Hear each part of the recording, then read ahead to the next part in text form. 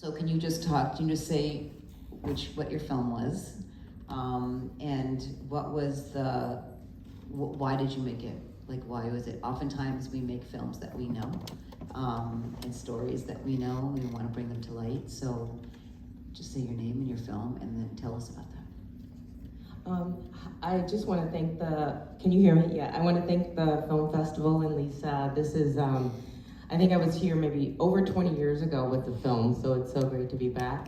My name is Tamika Lamison, and I wrote, directed, and produced, was one of the producers for Superman Doesn't Steal, and I also play my mom in the film, or as my brother likes to say, a version of my mother, because he says she's too nice in the film. And it's inspired by a true story, so that really happened to my brother and I when we were growing up, and I wanted to tell the story for a really long time, and finally I feel like I wrote a version, I sent it to my brother. He's a harsh critic, very harsh critic. And so I felt like once he gave it the green light, which he did, then it was fine for me to do. He's like, now you have to do it. And I was like, oh no, no, I have to do it, so yeah. And I did want to give a shout out to Belief. I've screened with that film a few times, and it's so moving. I love that film. And I'll just, since they're not here, quickly say, the filmmaker is, the woman who stars in the film, her husband is the director. And so, yeah, and they're just lovely. And I think that's their kid in the film as well. So they've been on the circuit a while. Yeah, beautiful film. Good yeah. curators. And thanks for this group. It was beautiful. I feel lucky to be in this group, so thank you. Oh, sure. Hello, Hello, everyone. My name is Ben Locke, and I was the writer, director, and a little cameo in Taper. I also wanted to echo that I'm just so really grateful to be here. Happy. I went to Boston University, so as I heard about all this, and so just really happy to be here to be screening with amazing films. I actually, similar to you, Jean and I met the director at the DGA Awards, so she won the DGA for that film. Yes. And her daughter was the lead girl, so I met her and the director, and they just were really, really wonderful. And she actually messaged me, she's like, oh my gosh, congratulations on Roxbury, and I was like, I'm gonna see you, right? She's like, no, and I was like, oh dang. I mean, that's the problem, having our festival in June with the students, because the students are usually gone. But Ben has come back. He screened twice in the festival because we actually scheduled him in the relationships block. But yeah. Thank you for that, because I was traveling, and so I wasn't able, but I really wanted to be able to see, because I think, I've seen this film so many times, so it was really important for me to see other people see it, if that makes sense. So I really, really appreciate y'all giving me the second screening. Oh, absolutely. So let's talk a little bit about the themes in here and the types of movies that you made. I'm just really curious as how important is it to you to have created what you've created and to share that with an audience? Sure. Well, yeah, I think as someone who I'm Black and queer, I think we don't get many stories, and the stories we do get are kind of the exact types of stories over and over and over. And so I wanted to, and I think also within the Black community, we don't talk about the issues within our own kind of subcultures of communities.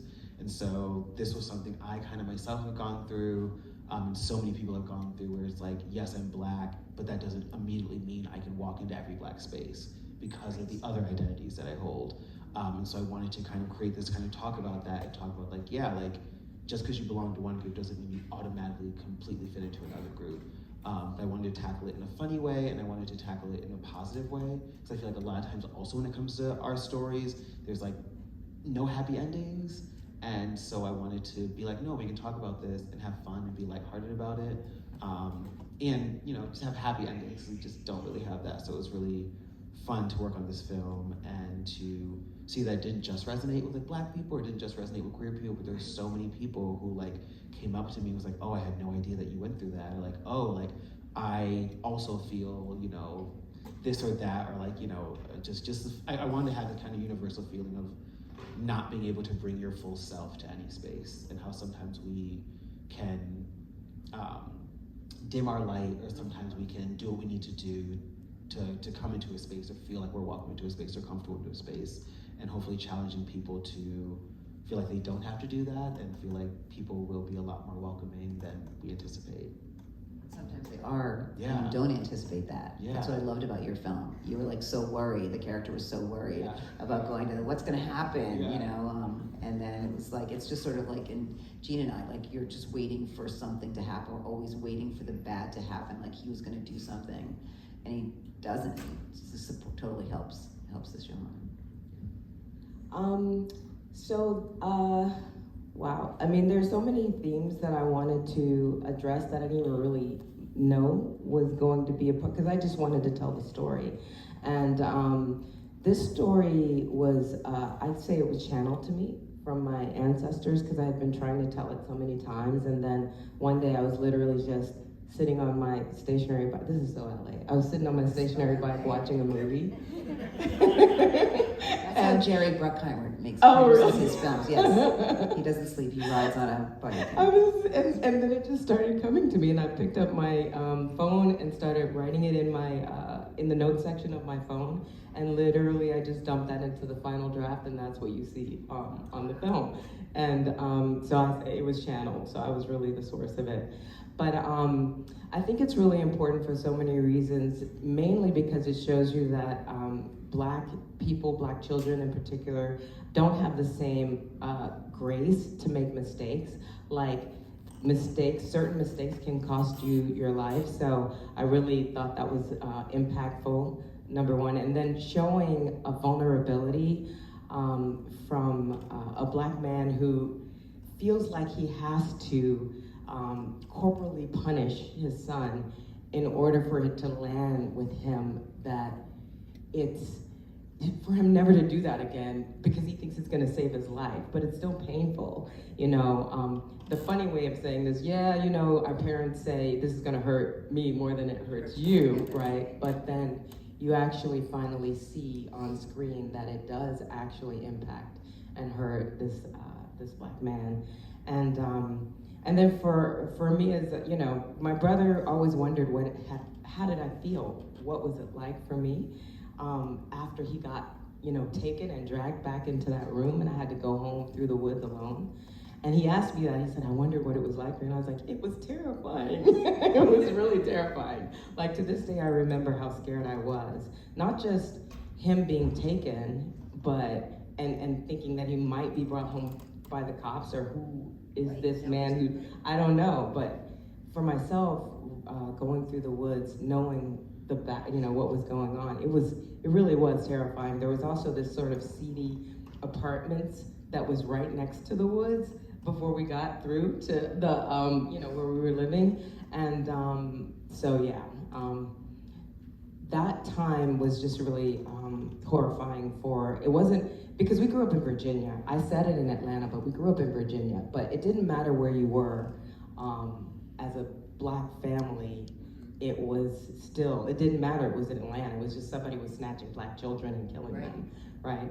So, so I just thought it was really important to get this story out. I didn't realize how universal it would be either. It is, but I mean, that's the whole thing. Both your stories, all of these stories in here are universal. And I think that that's why it's so important for people to see them, because you're right, Ben, we don't see ourselves on screen in all sorts of different particular ways. We only, in mainstream media, you only see one story. And I think it's important for us to feel the pain collectively as a group, and film allows us that opportunity to do that. We have a little bit of time, but I do want to throw it out to the audience if anybody has any questions. There and there. Go ahead. Both the films, I mean, I love them all, and both of yours. But Tabor, I remember when you were casting, and you cast a few of my friends. Yes. I remember sitting down and thing for them. It was just fascinating to see what it became, because I had no idea. And it absolutely would not have happened if it was not for you. So, no, I'm dead serious. So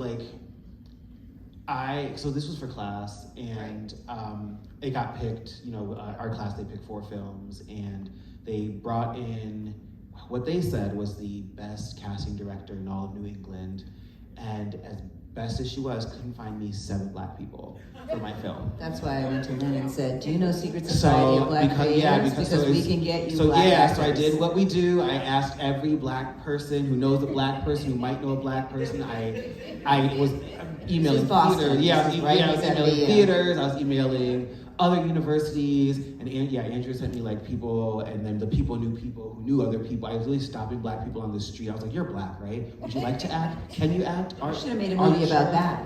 It was, so that's, yeah, so I do, yeah, and you're in the credits, because like, yeah, it really took a village just to get the people that I needed. So thank you. Yeah. Yes, in our Daily Reads program.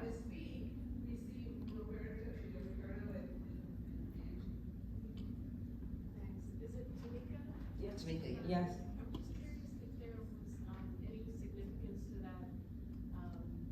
that comic book.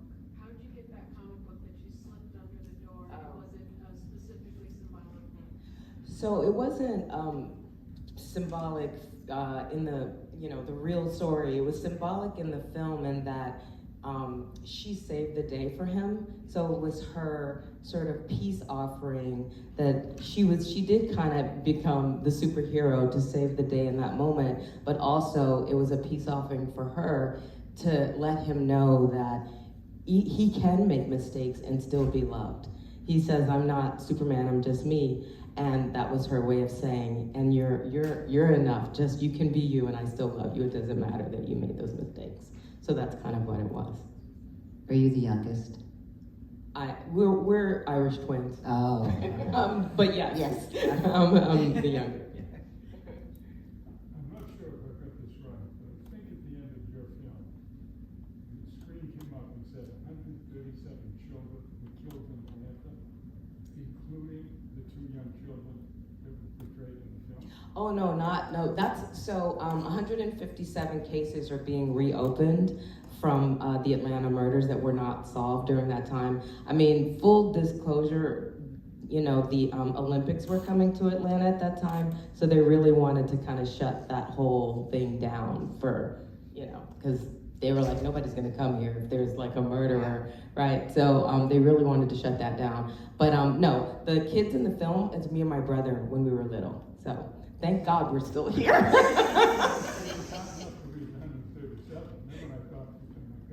Yeah. All right, well, thank you both so much for your films, for being part of ROXFILM. We're completely honored. Thank you for coming back. Thank you for, I saw Ben's film when he was doing the student showcase, so we are happy that you were able to come here for ROX. Thank you, and can I say one last thing? I just want to give a shout out to my brother. He has a cameo in the film. He's the disapproving neighbor, so that's his little meta moment.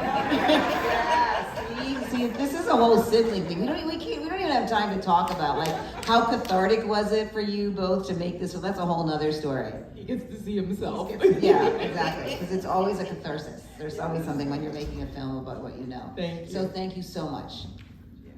Thank you. Thank you.